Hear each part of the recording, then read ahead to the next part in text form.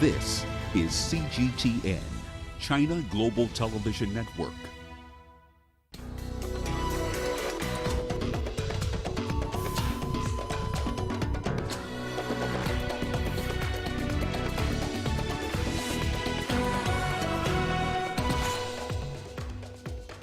Death toll in Nigeria's Borno State terror attack rises to 30.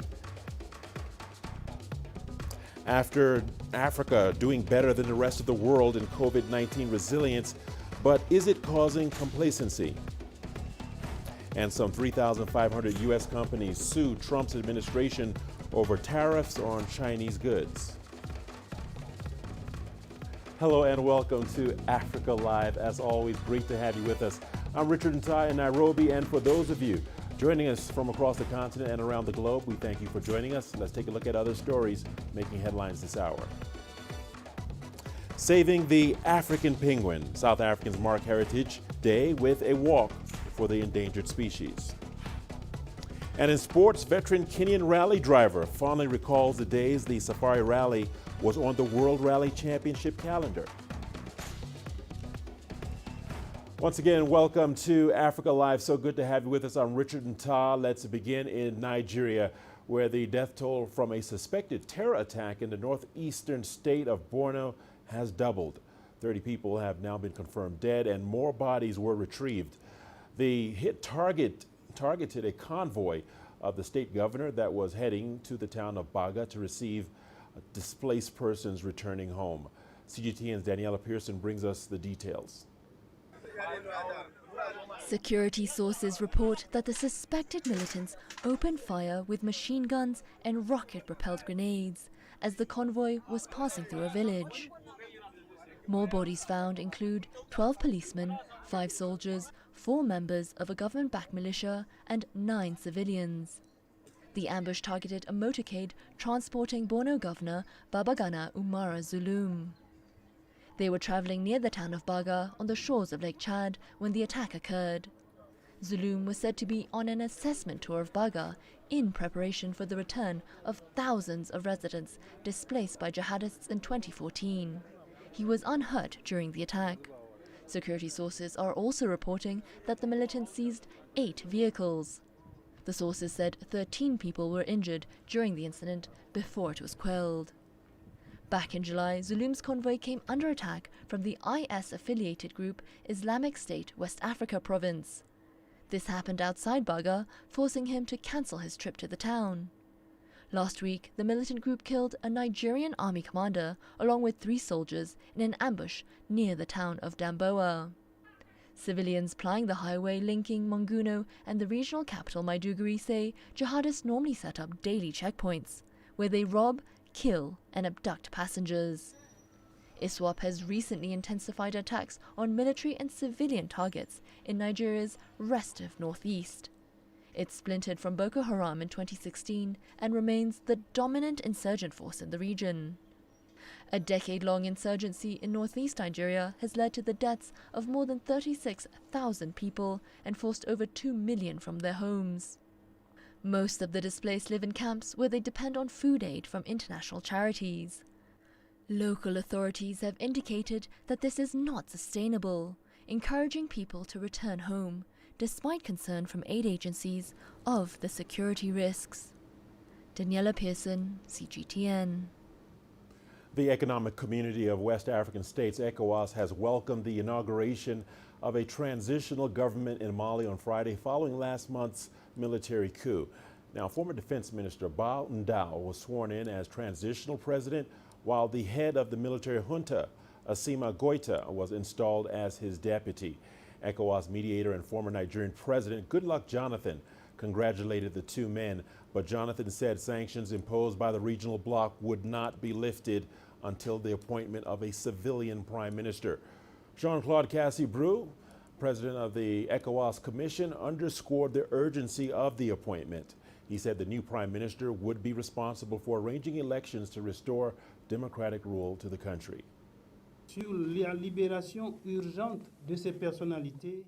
The mission reminds about the importance and urgency to appoint a prime minister, a chief of civil government, who under the authority of the President of the transition will be responsible for conducting the reforms, an inclusive national dialogue, and for preparing the next presidential and legislative elections. Then the issue of the sanctions. In Accra, the chair of the Authority of Heads of State and Government, the President of Ghana, made it very clear that immediately a civilian prime minister is appointed, sanctions will be lifted. A hearing is scheduled for Sunday in the United States on the fate of TikTok. A U.S. district judge will decide whether to block a ban on new downloads of the app, which is scheduled to take effect at midnight Sunday. The Commerce Department had extended the deadline by a week, citing, quote, positive developments, close quote, over a deal with ByteDance, Oracle, and Walmart. Another Chinese app, WeChat, is facing a similar fate. Well, U.S. companies are pushing back against President Donald Trump's tariffs on Chinese goods. Some 3,500 firms are suing the administration over import duties slapped on Chinese goods amid the trade war with China. They include top brands from retail to cars. The suit filed in the U.S. Court of International Trade claim officials launched an unlawful escalation of the trade spat. The government is also being accused of failing to comply with administrative procedures. And in Zimbabwe, there are concerns people have become complacent about COVID-19. Health experts warn that this could allow the disease to become a more serious problem in the coming months. CGTN's Jane Keogh reports. Rosemary Rambire is a community worker in Chitungwiza. It's a sprawling working-class area on the southern edge of the capital, Harare. Rambire goes door to door to spread awareness of the dangers of coronavirus. Despite her 14 years as a health promoter, she says it's been very difficult to get people to take preventive measures against COVID-19. Our job is now harder because people are no longer afraid. Some even tell us they're not scared of the virus because it has not killed anyone they know. They add that they are more afraid of HIV and AIDS because that has killed many people they know. With this hot weather, some say the sun kills COVID-19, so there is no reason to worry. Some also think they're immune once they eat garlic, ginger and onion. Under strong economic and political pressure, Zimbabwe's government lifted a strict lockdown imposed to curb the spread of the virus. Schools, churches, bars, restaurants, airports and tourist attractions were allowed to reopen. Our numbers are beginning to go down, and they actually also confirm that this is probably because of the stringent measures that were put from the very beginning, right in the middle when we started seeing a bit of spiking. And as we move forward, we must really respect those measures and hold on, because it's not over until it's over. As Zimbabwe's new cases have declined, people say they don't see the need to remain cautious. Many are no longer wearing masks at markets, funerals, or other public events. We used to be afraid, especially during the 21 days of lockdown, but now we are not scared of it. That is why I am not wearing a mask. There is no coronavirus. Many African countries have been easing lockdowns and curfews to boost economies battered by the virus outbreak. But complacency among the general public could be putting millions at risk. Zimbabwe's COVID-19 response team says it will not hesitate to put back anti-epidemic measures if rules are not followed. Jane Keogh, CGTN. South Africa is moving to strengthen its public health system as it tries to reduce coronavirus infections. The government is recruiting medical interns to help deal with the more than 600,000 COVID-19 cases in the country. CGTN's Julie Shire looks at the role interns and volunteers have played in Johannesburg, one of South Africa's COVID-19 hotspots. Volunteers and interns helped ease the burden in crowded hospitals at the height of South Africa's coronavirus epidemic. Family medicine expert Dr. Richard Cook led a volunteer program at the Nasrec Field Hospital in Johannesburg. It accommodated patients with no place to isolate. So receiving patients from our tertiary settings and then some of our regional and district settings as well over time, where we could then accept and treat patients who needed oxygen and various other interventions and complete their de-isolation period for which they require to be away from their families and receiving treatment from us, and then home they go. The government public hospitals were quite full at this stage, so they wanted to open up some of the beds for the more serious cases in hospital, and then we got the patients that's more stable. When you work there, you actually realize COVID-19 is real. It's real, and the people are really sick. Government is now on an unprecedented drive to recruit 2,400 interns to boost state facilities, a move welcomed by the medical fraternity. One of the silver linings for me is that the value add that the clinical associate has provided to the healthcare system, such as at Nasrec, has been quite remarkable. For them to have come on to the team of volunteers that involved doctors, that involved physiotherapists and occupational therapists, that involved nurses, all of whom came together in a like-minded spirit of togetherness. The new interns are being placed at public hospitals across South Africa. They will be joined by 650 other graduates returning from the Nelson Mandela Fidel Castro medical program in Cuba, who will need to be reintegrated into the South African medical system. Julie Shara, CGTN, Johannesburg, South Africa.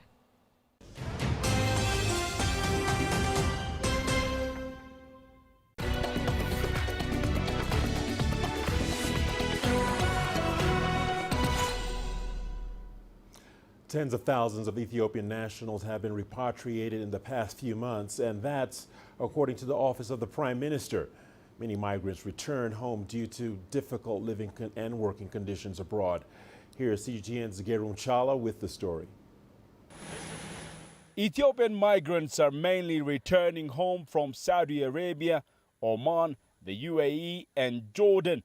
The government said so far more than 35,000 citizens have been repatriated. It's not a very simple process as well.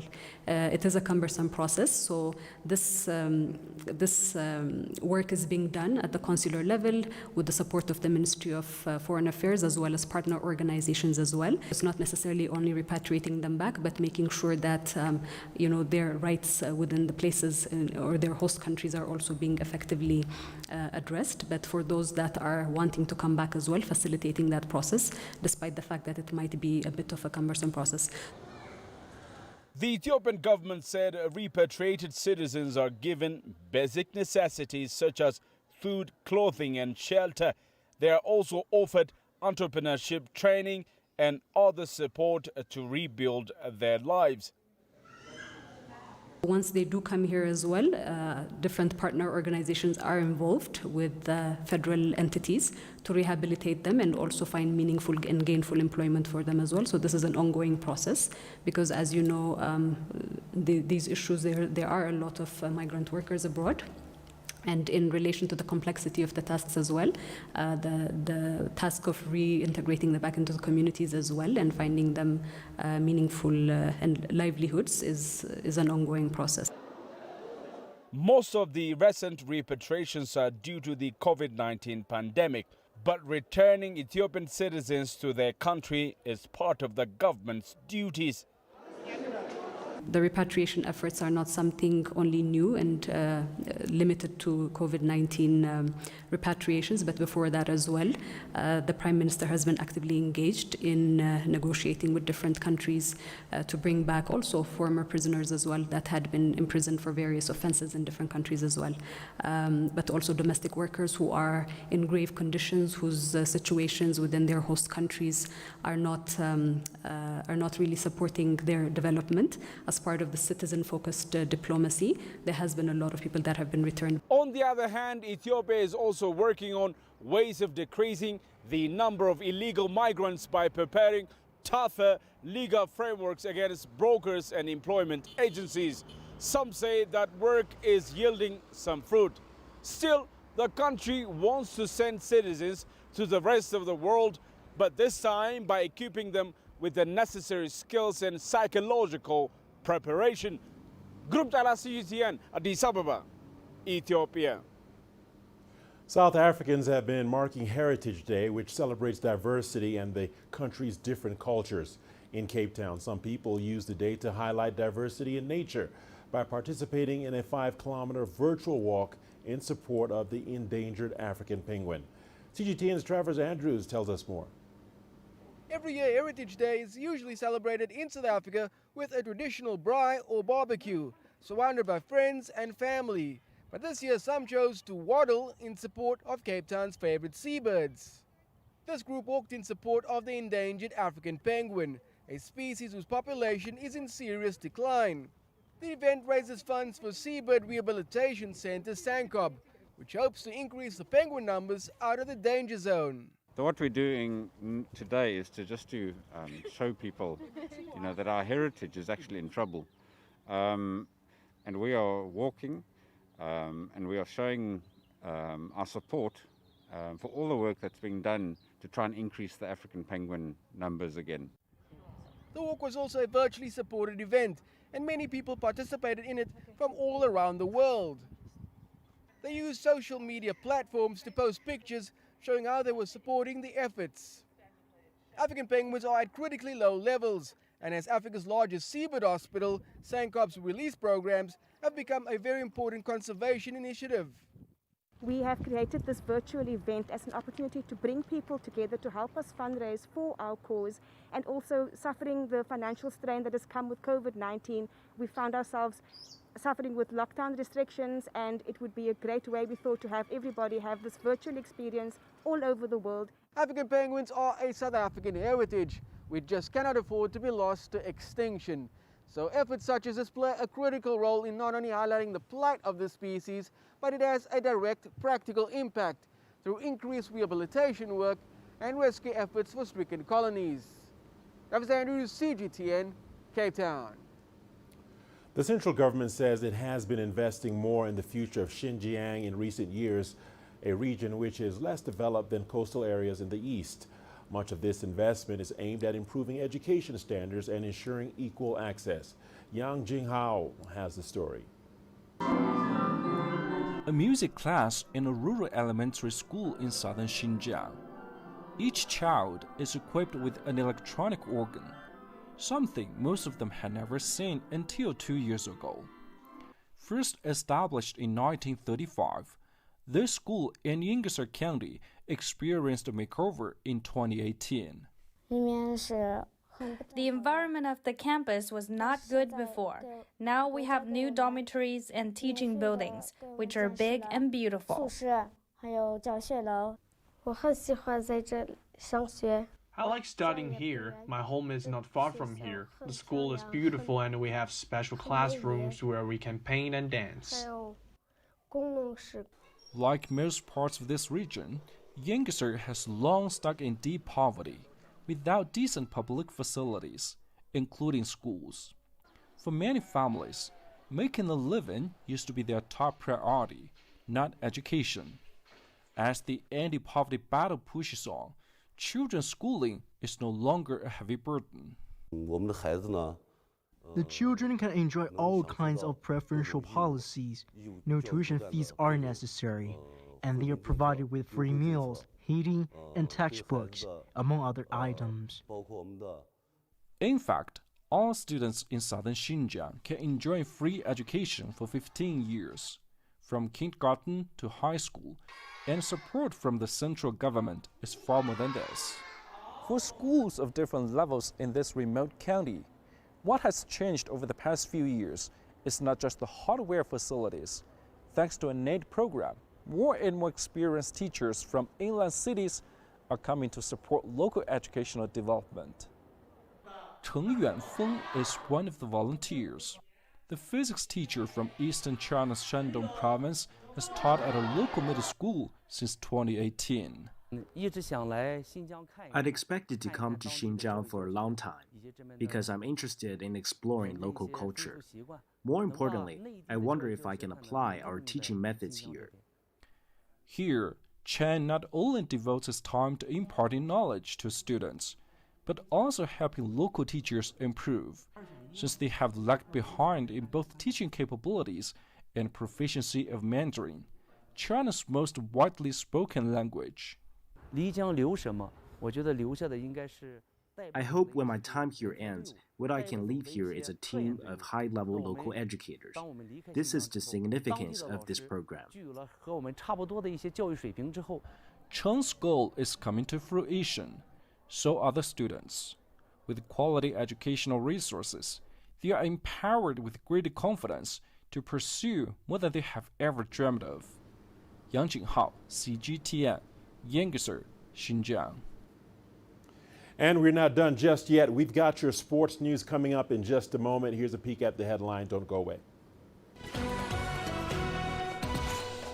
In sports, veteran Kenyan rally driver fondly recalls the days the Safari Rally was on the World Rally Championship calendar.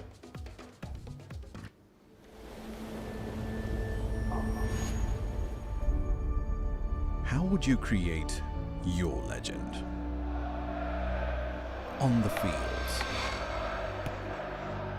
on the tracks, in the arenas of Africa. Were you born to be a player?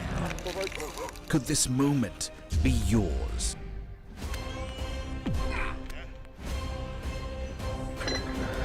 Sports Scene. Find your game.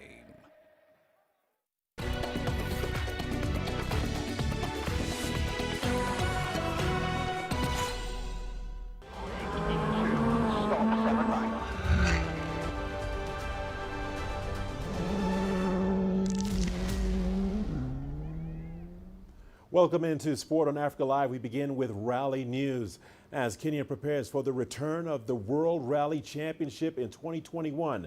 Memories of the previous events are still alive in the minds of those who were part of the last event held in Africa 18 years ago. Now, one such driver is multiple Kenyan rally champion Azar Anwar. Here's CGTN's Sadiq Shaban with more on the veteran rally driver. 66-year-old Azar Anwar is very much active for a man his age. He still turns up to work in his garage every week to fix his clients' cars. The mechanical engineer's love for motorsport goes way back to 1977. I did not get a chance until 1981 when we managed to enter the safari in a 30-year-old Datsun with a little bit of sponsorship. And we surprised everybody by finishing. At that time, only to finish the safari was like winning. It was a very tough, very long event, day and night, about 5,500 kilometers over 5.5 days. Very, very tough. The multiple Kenya National Rally champion would be involved with each edition of the Safari Rally under the World Rally Championship auspices in different capacities for over 2 decades. He remembers how, in the late 1990s, the toughness and the roughness of the rally combined with the elements became too much for the drivers and the crew to handle, leading to the end of the African round in 2002. And it became a nightmare for the event. Although the event itself, the route and the challenge, the teams, it was a huge challenge. And if I remember correctly, it was Ford with Colin McRae that won that event. So I was participating in that event, and it was very, very tough. Almost 20 years later, the sport has evolved drastically and Kenya has met nearly all the stringent conditions set for the return of the sport to Africa. It's not just about the cars, but also the rules and competition format. The result of that is that every competitor now must go totally flat out. It's like a sprint. It's no more like a marathon. The event that takes place now, and the competition is all on private land where the roads are closed, so we have joined the world style of rallying. Azar Anwar is one of the most experienced rally drivers in Kenya at the moment, from the 70s generation, who continues to stay active in the sport. His refusal to retire from the sport, when most of his contemporaries already have, has now paid off. I am very much looking forward to it, because I expect to play a key role in the running of the event as a safety car. So I hope to be very much a part of the new safari, and I'm very much looking forward to that.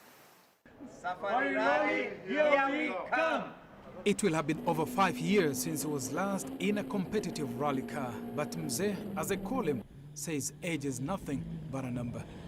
Sadiq Shaban, CGTN, Nairobi, Kenya.